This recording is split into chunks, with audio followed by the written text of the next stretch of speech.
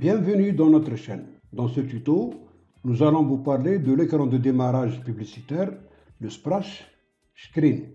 Le splash screen publicitaire est une image ou une animation qui apparaît au lancement d'une application.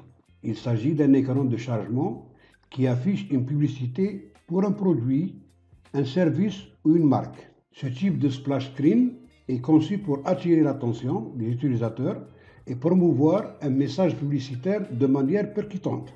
Il peut inclure des éléments visuels accrocheurs, des slogans et des appels à l'action pour inciter les utilisateurs à en savoir plus sur le produit ou le service annoncé.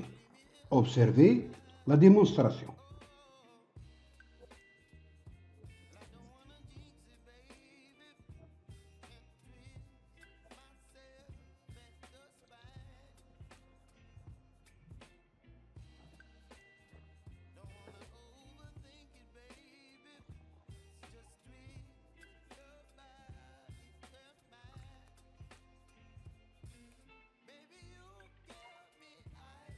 Très facile à réaliser, utilisé avec des macros appelés à partir de modules. Nous utilisons juste des boucles avec les propriétés left, top, right et oui, c'est-à-dire gauche, haut, droite, etc.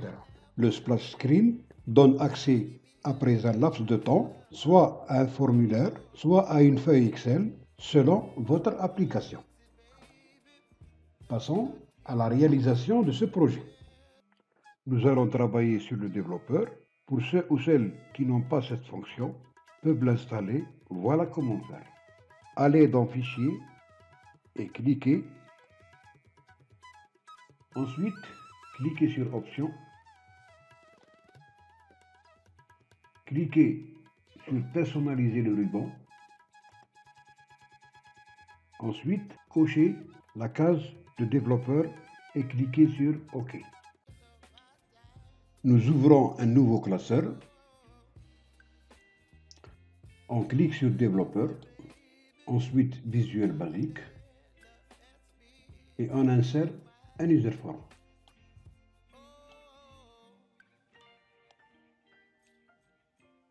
Nous allons insérer un titre. Prenons l'exemple de création. Pour chaque lettre, on insère un label. On commence par la lettre C. Donc, caption, on va mettre C.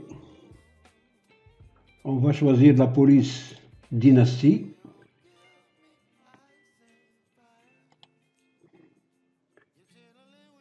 Gras. Et on va mettre 36.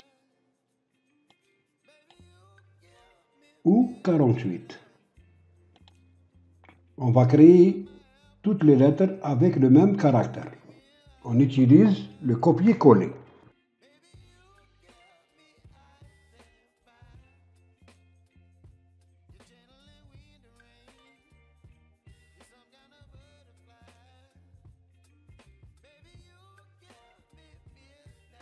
On va les aligner, clic droit, bas. Maintenant, on va ajouter une image dans l'arrière-plan de l'user form et passer à la codification de la première partie.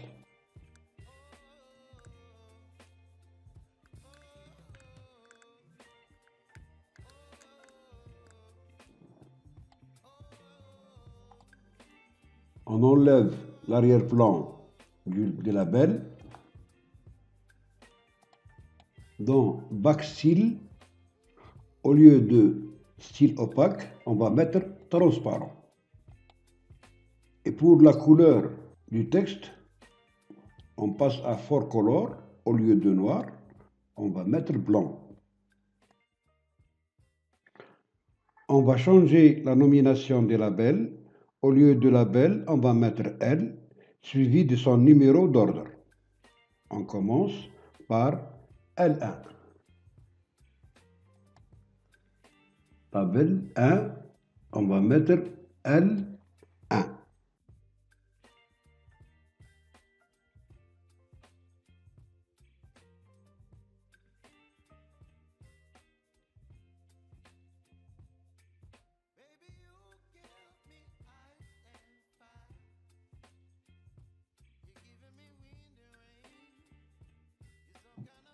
Voilà, nous avons L1, L2, L3, L4, L5, L6, L7 et L8.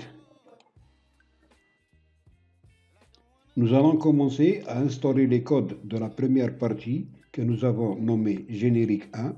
À l'ouverture de l'userform, le texte création doit être placé dans la position left, c'est-à-dire à gauche, entièrement en dehors de l'userform, soit à -300. Il viendra se positionner au milieu de l'userform avec un enchaînement des lettres, ce qui nous permettra une animation parfaite. Pour gagner du temps et faire tout le travail de notre projet dans un seul tuto, j'ai préparé la codification de chaque type d'animation et nous allons travailler avec le copier-coller et je vous expliquerai au fur et à mesure pendant l'avancement. Vous avez un lien dans la description, vous pouvez le télécharger pour pouvoir me suivre. En premier lieu, nous allons insérer un module. Et dans ce module, nous allons insérer la première codification de générique 1 relatif au texte création. On ouvre le lien et nous allons copier générique 1 de subgénérique 1 jusqu'à nsub.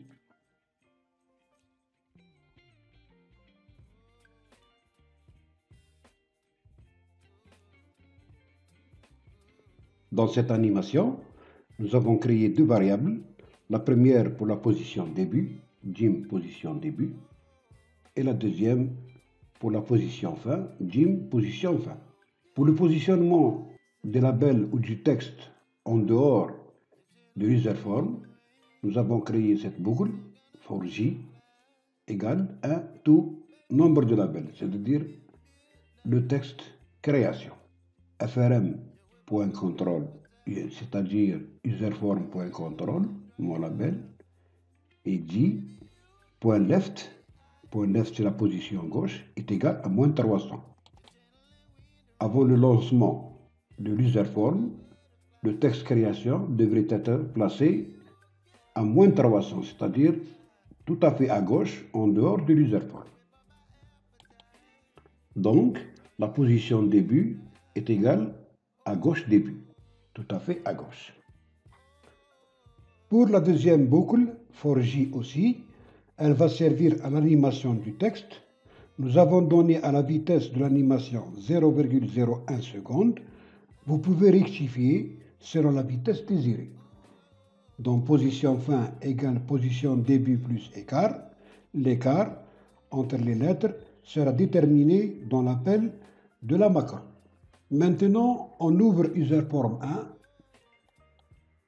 on clique deux fois, et au lieu de private sub userform click, on va dans l'événement et chercher userform activate. Et on supprime userform click. Nous avons opté pour l'userform activate pour permettre à l'animation de s'annoncer au moment de l'ouverture de l'application. On inscrit maintenant le code de l'appel de la macro et on va mettre call générique 1, on ouvre la parenthèse, mi, virgule, entre guillemets, la lettre L, c'est les lettres, virgule, 140, virgule, 8, virgule, et 35. Et on ferme la parenthèse. Je m'explique. Cal, c'est l'appel générique 1, c'est la macro. Mi, c'est la macro elle-même. L, c'est les labels que nous avons placés dans le texte. 140, c'est le point de départ dans l'userform de l'animation. 8, c'est le nombre de lettres.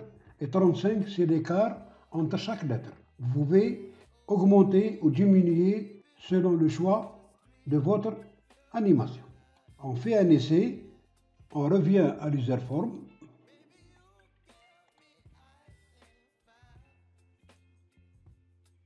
Bien, l'animation marche correctement. Notre première partie arrive à sa fin. Je vous donne rendez-vous pour la seconde partie. Merci de m'avoir prêté attention. Si vous avez aimé, likez, abonnez-vous et cliquez sur la cloche pour ne rien rater de belles choses à découvrir.